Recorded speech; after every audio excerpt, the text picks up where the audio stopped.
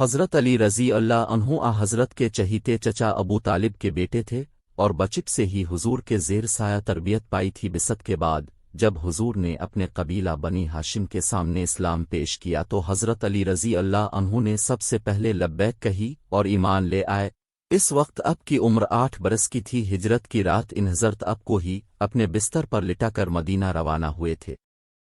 ماں سوائے تبوک کے تمام غزوات حضور کے ساتھ تھے۔ لڑائی میں بے نظیر شجاعت اور کمال جو ان مردی کا ثبوت دیا کہ حضرت کی چہیتی بیٹی فاطمہ الزہرا رضی اللہ عنہ کی شادی اب ہی کے ساتھ ہوئی تھی۔ حضور کی طرف سے خطوط اور عہد نامے بھی بالعموم اب ہی لکھا کرتے تھے۔ پہلے 3 خلفاء کے زمانے میں آپ کو مشبر خاص کا درجہ حاصل رہا اور ہر اہم کام آپ کی رائے سے انجام پا۔ حضرت عثمان رضی اللہ عنہ کی شہادت کے بعد 3 دن تک کوئی جانشین منتخب نہ ہوا۔ ہر طرف باغیوں کا زور تھا اور مدینہ میں عجیب افراتفری مچی ہوئی تھی۔ انتظام بحال کرنے کے لیے ضروری تھا کہ فوری طور پر خلیفہ کا انتخاب کیا جائے، اس لیے انصار و ساجد بزرگوں نے اکٹھے ہو کر حضرت علی رضی اللہ عنہ سے درخواست کی کہ وہ خلافت کا عہدہ قبول کرے۔ آپ نے بار بار انکار کیا لیکن بالا خر مان گئے۔ چنانچہ ذی الحجہ 535 میں عام بیعت ہوئی اور اپنے مسند خلافت پر قدم رکھا۔ سیرت اور عہد خلافت پر تبصرہ۔ حضرت علی رضی اللہ عنہ میں سب سے پہلے چیز اب کی شجاعت ہے۔ سخت سے سخت مارکوں میں بھی اب ثابت قدم رہے۔ بڑے بڑے جنگوں آپ کے سامنے آنے کی جرأت نہ کرتے تھے، اب کی تلوار کی کاٹ ضرب المثل ہو چکی ہے۔ شجاعت کے علاوہ علم و فضل میں بھی کمال حاصل تھا۔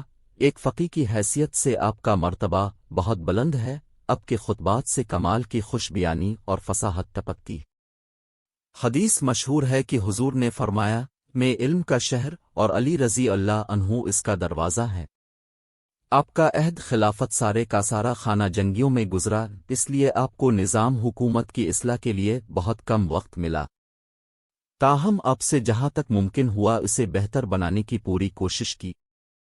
فوجی چھاؤنیوں کی تعداد میں اضافہ کیا، صیغہ مال میں بہت سی اصلاحات کیں جس سے بیت المال کی آمدنی بڑھ گئی۔ مال کے اخلاق کی نگرانی خود کرتے اور احتساب فرماتے، خراج کی آمدنی کا نہایت سختی سے حساب لیتے، ذمیوں کے حقوق کا خاص خیال رکھتے۔ عدل و انصاف کارنگ فاروق کے عہد سے کسی طرح کم نہ تھا۔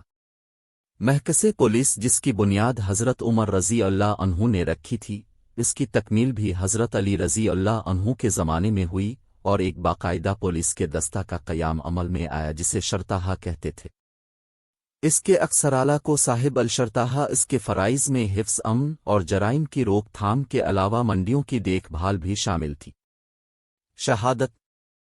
خارجی ناروان کی شکست کے بعد خاموش نہ بیٹھے تھے۔ ان کے 3 جانباروں نے فیصلہ کیا کہ ایک دن مقرر کر کے حضرت علی رضی اللہ عنہ، امیر معاویہ رضی اللہ عنہ اور عمرو بن العاص رضی اللہ عنہ والی مصر کو قتل کر دیا جائے۔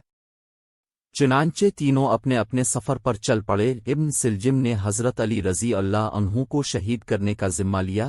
تینوں نے تجویز کے مطابق ایک ہی دن فجر کی نماز کے وقت وار کیے۔ امیر معاویہ رضی اللہ عنہ پر وار اچھا پڑا۔ عمرو بن العاص نے اس دن اپنی جگہ کسی اور آدمی کو مسجد میں بھیج دیا تھا، چنانچہ ان کی بجائے وہ آدمی قتل ہو گیا، لیکن حضرت علی رضی اللہ عنہ کو زہر آلود خنجر کا کاری زخم لگا، جس کے باعث حملہ کے تیسرے روز یعنی 24 رمضان کو رحلت فرما گئے۔ انتقال سے پہلے تاکید کی کہ میرے قصاص میں صرف قاتل ہی کو قتل کیا جائے، کسی اور مسلمان کا خون نہ بہایا جائے۔